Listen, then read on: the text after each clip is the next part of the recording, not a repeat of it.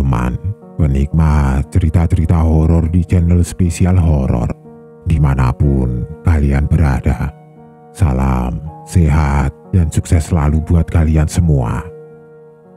Kali ini, Mimin akan membawakan sebuah cerita horor dari akun Twitter Putra Merah @KMBG_Kantil yang berjudul asli Arwah Marty. Buat kalian yang sudah penasaran dengan ceritanya, langsung saja selamat menyimak kalau kalian masih berani. Cerita ini berlatar di salah satu daerah yang ada di Jawa Tengah. Peristiwa ini terjadi di rentang tahun 2000-an. Namaku Arif. Aku tinggal di salah satu desa di kaki gunung yang ada di Jawa Tengah. Desa tempat tinggalku terbilang sangat asri, tentram, dan nyaman. Damai bukanlah kata yang mampu merepresentasikan seperti apa desaku waktu itu. Sore hari itu, Diki menghampiriku ke rumah. Ia mengajakku untuk ikut bermain bola di lapangan bersama teman-teman lainnya. Sebetulnya saat itu aku sedang lelah. Terlebih, aku baru pulang mengikuti ekskul pramuka di SMP-ku. Tapi apa daya, karena Diki adalah sahabatku, aku mengiyakan ajakannya. Khawatir ia akan marah. Tiba di lapangan, kami langsung bermain bola tanpa alas kaki alias nyeker. Tiang gawang pun kami buat ala kadarnya dengan potongan batang pohon. Seperti biasa, tidak ada peraturan layaknya sepak bola profesional pada umumnya. Yang ada hanya aturan outball saja. Saat sedang asik bermain, ada sebuah teriakan memanggil nama temanku. Diki, Diki, ibumu mau melahirkan, kata Lek Pardi, paman Diki. Diki yang mendengar kabar itu kemudian berpamitan untuk pulang. Aku ikut pulang untuk menemani Diki. Sementara yang lainnya melanjutkan bermain bolanya.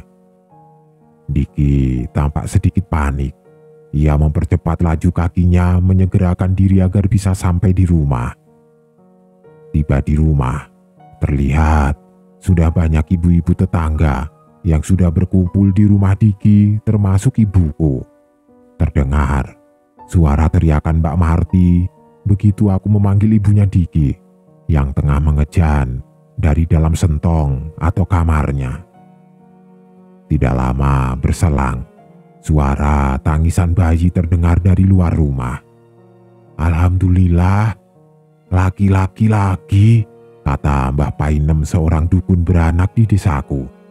Alhamdulillah, ibu-ibu tetangga ikut mengucap syukur.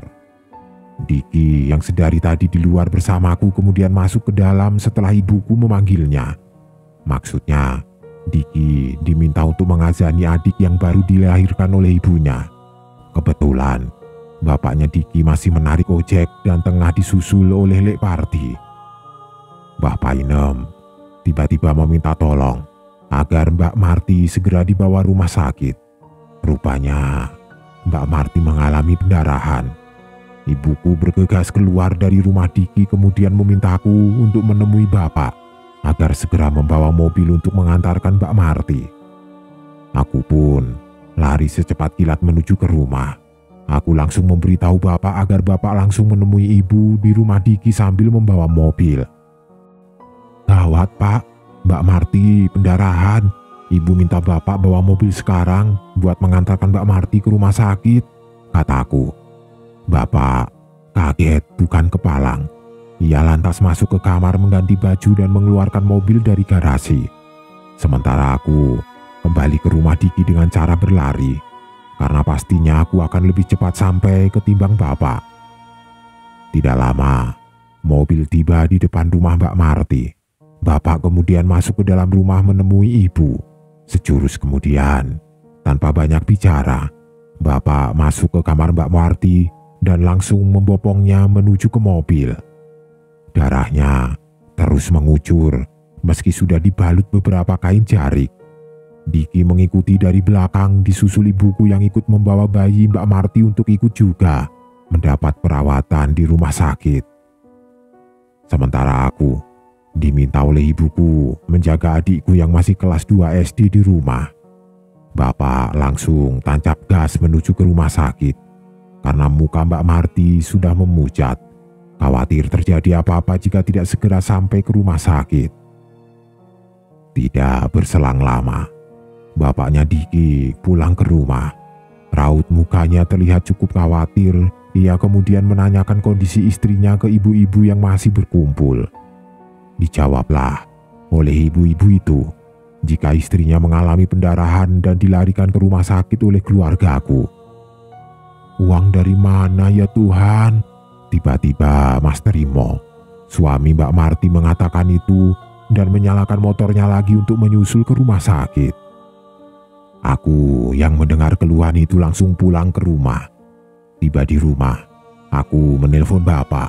Aku meminta tolong agar bapak membiayai biaya rumah sakit Mbak Marti dengan menjelaskan beberapa alasan. Bapak pun menyetujuinya. Persetujuan bapak yang tidak menimbang-nimbang lagi tentu sangat beralasan. Apalagi Mbak Marti sebelumnya pernah dekat sekali dengan keluargaku. Ia sempat bekerja sebagai asisten rumah tangga di keluargaku dan pernah mengurusku saat aku masih kecil. Inilah yang membuat hubunganku dengan Diki semakin dekat. Teman, tapi seperti keluarga kandung sendiri. Setelah mendapatkan transfusi darah, kondisi Mbak Marti lambat laun semakin membaik. Ia pun sudah bisa menyusui bayinya di rumah sakit. Setidaknya 8 hari ia menjalani rawat inap di rumah sakit sebelum diperbolehkan untuk pulang. Hari demi hari berjalan seperti biasa hingga hari syukuran pemberian nama adiknya Diki tiba. Layaknya kehidupan di desa, ibu-ibu tetangga ikut membantu memasak untuk acara syukuran. Meskipun syukuran itu dilakukan secara kecil-kecilan.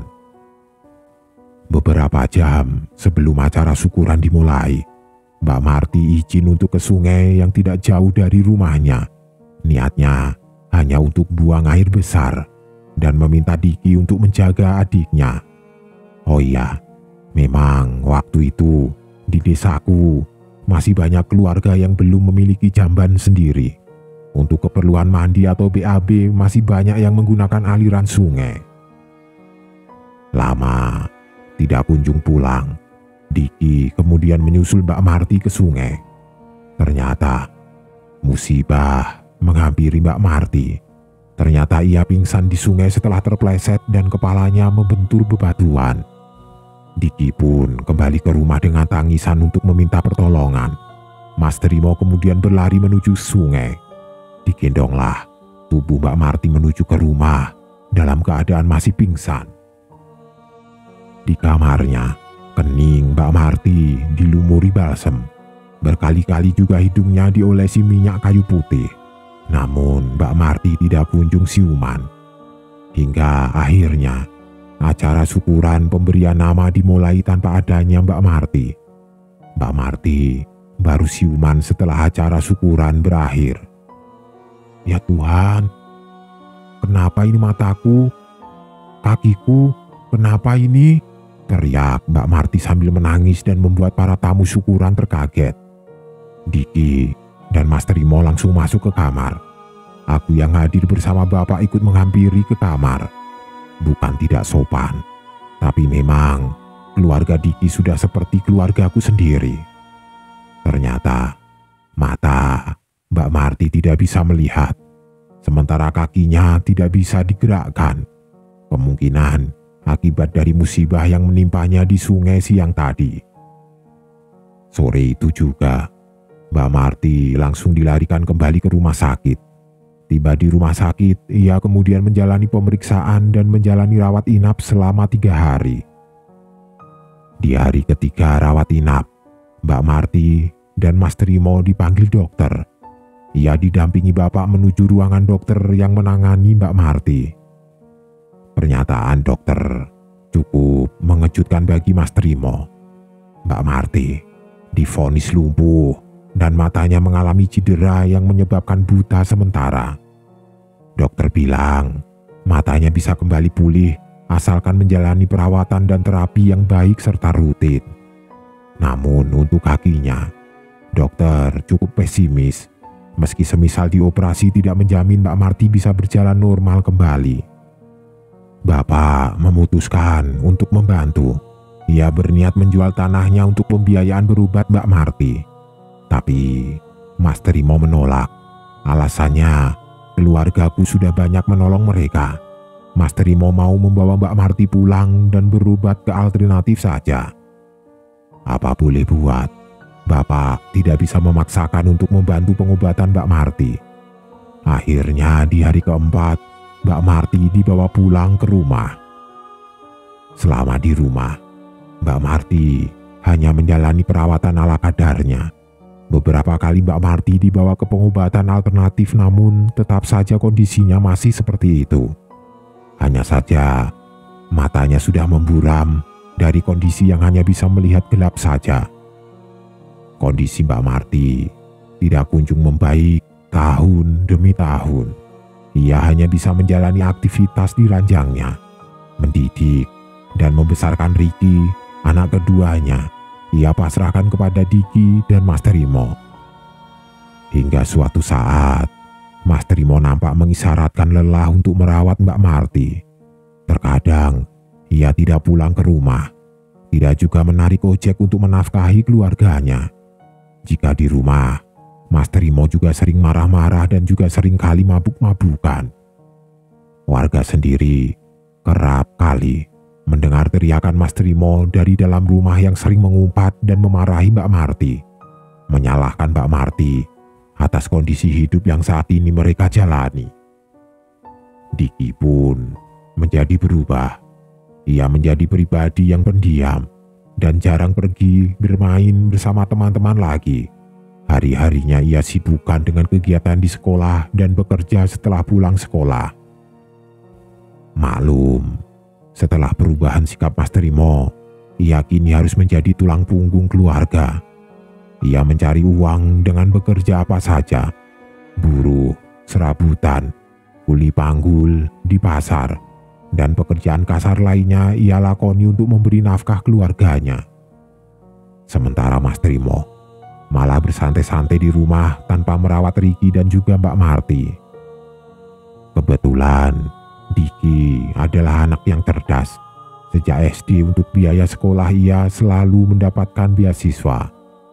Jadi hal itu memudahkan Diki untuk lebih fokus mencari uang untuk keperluan sehari-hari di rumah. Ibuku diam-diam sering memberikan uang kepada Mbak Marti tanpa sepengetahuan Diki jika membesuk Mbak Marti. Sebab jika diberikan kepada Diki ia pasti akan menolak. Suatu hari di malam hari, Diki datang ke rumahku. Ia datang untuk menceritakan kondisi keluarganya yang kian memprihatinkan. "Rif, aku capek ngadepin bapak. Kadang terbersit. Aku pengen bunuh bapak." Ia membuka obrolan. "Jangan begitu, Dik. Gitu-gitu juga. Itu bapak kamu. Kamu harus sabar. Pikirkan emak dan adik kamu. Kalau ada apa-apa sama kamu, siapa yang mau mengurus mereka?" kataku. "Tapi semakin hari, bapakku semakin keterlaluan.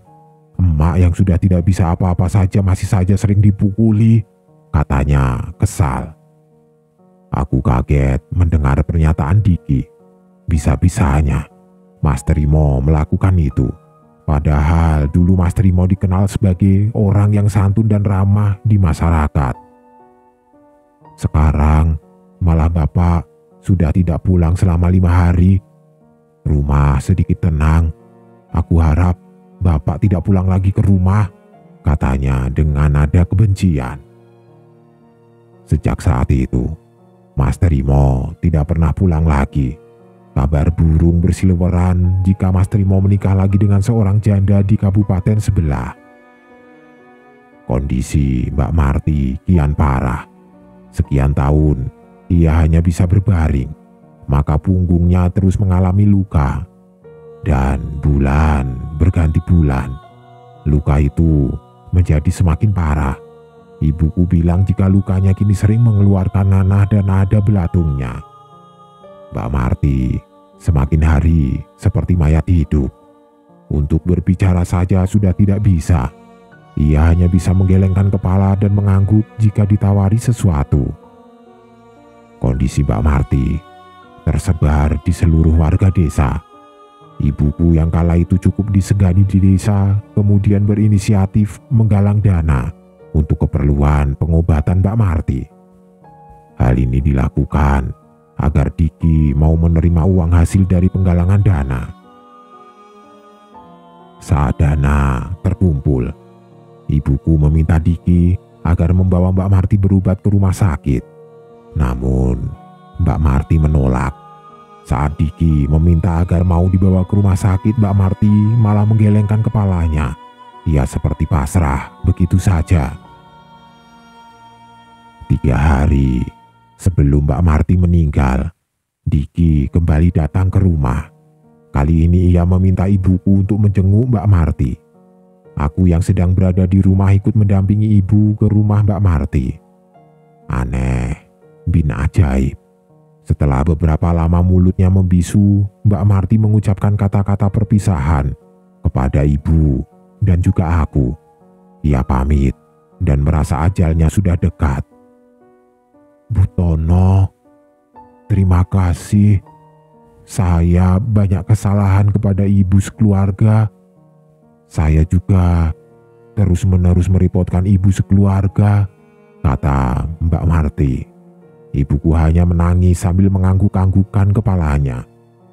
Suasana itu membuat kami lupa akan terciumnya bau busuk yang cukup menyengat di dalam kamar Mbak Marti. Saya pamit ya Bu. Saya minta keluasan samudra maaf dari ibu. Titip anak-anak ya Bu, kata dia. Air mata ibuku membanjiri pipi. Aku pun langsung memeluk Diki yang sedari tadi memegang telapak kaki Mbak Marti. Diki pun menangis terseduh-seduh. Mbak Marti justru tersenyum dengan matanya menatap langit-langit rumah. Tiba di hari duka itu, Mbak Marti berpulang. Ia menghadap Sang Pencipta menjelang subuh. Warga pun berbondong-bondong ke rumah Mbak Marti. Diki terlihat menggendong adiknya yang masih berumur 5 tahun sambil terus menangis. Aku menenangkan Diki. Warga kemudian bergotong royong membangun tenda dan mempersiapkan sejumlah peralatan untuk memandikan jenazah. Ada juga yang berangkat ke tempat pemakaman untuk menggali kubur. Jam menunjukkan pukul 7 pagi. Jenazah kala itu akan dimandikan. Karena bau busuk yang menyengat, tidak ada satupun warga yang mau masuk ke dalam rumah Mbak Marti, termasuk keluarga dari Mbak Marti sendiri.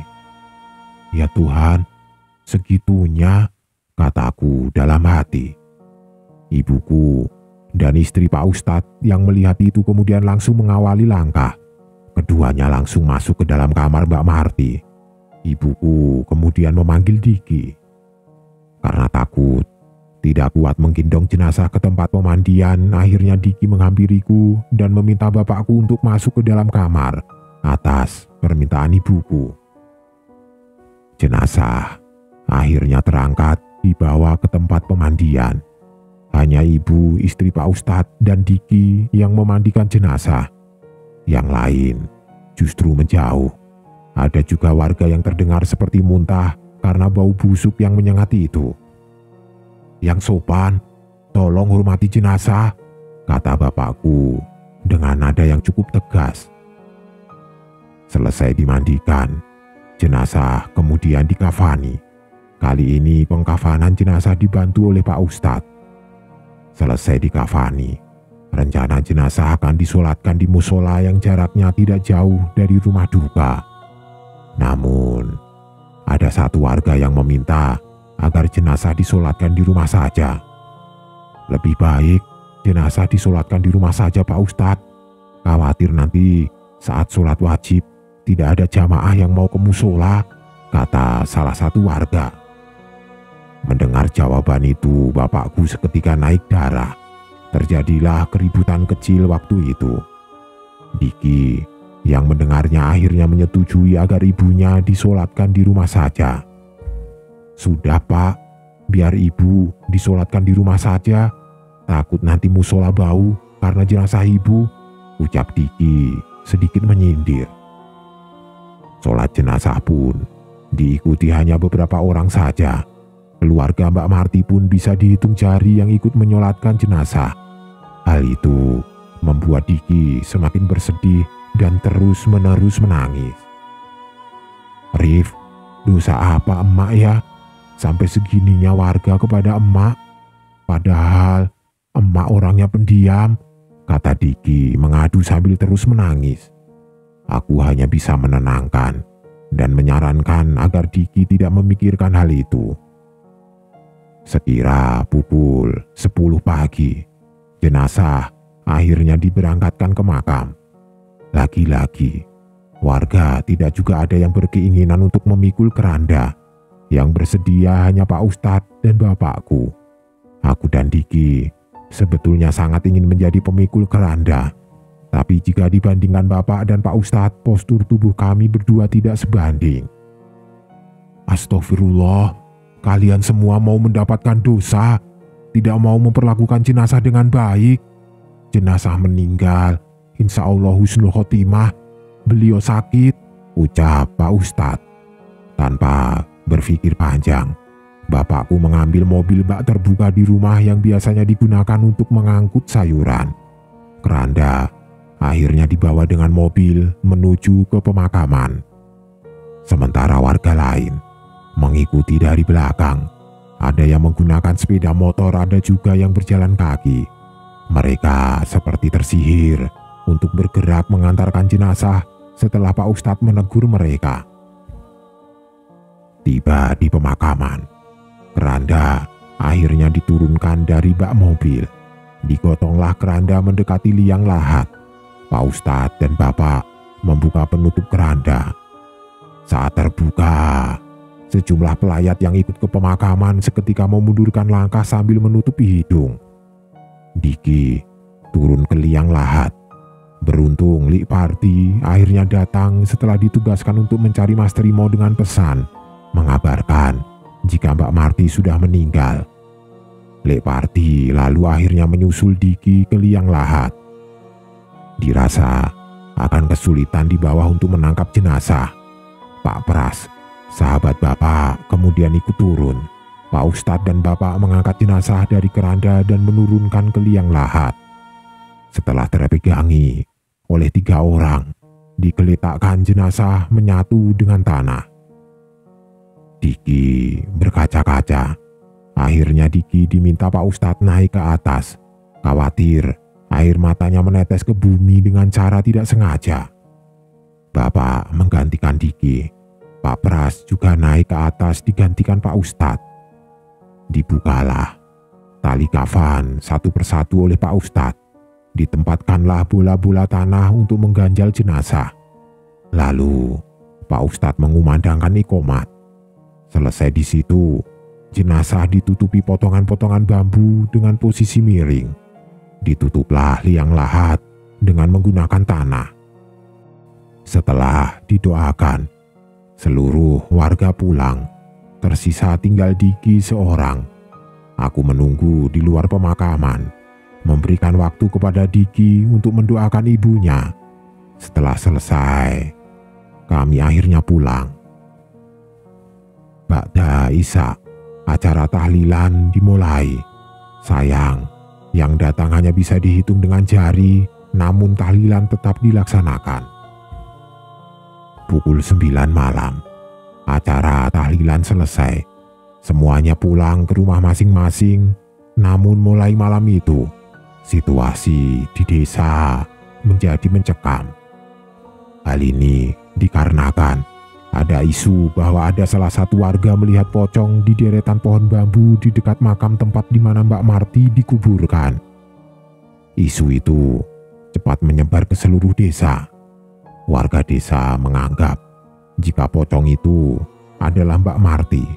Kami sekeluarga menanggapi kemunculan pocong itu belum tentu juga benar adanya. Maka kami selalu menganggap kabar itu sebagai adanya upaya oknum warga untuk menakut-nakuti warga lainnya. Setelah seminggu, setelah 7 hari tahlilan meninggalnya Mbak Marti, kondisi desa justru semakin sepi.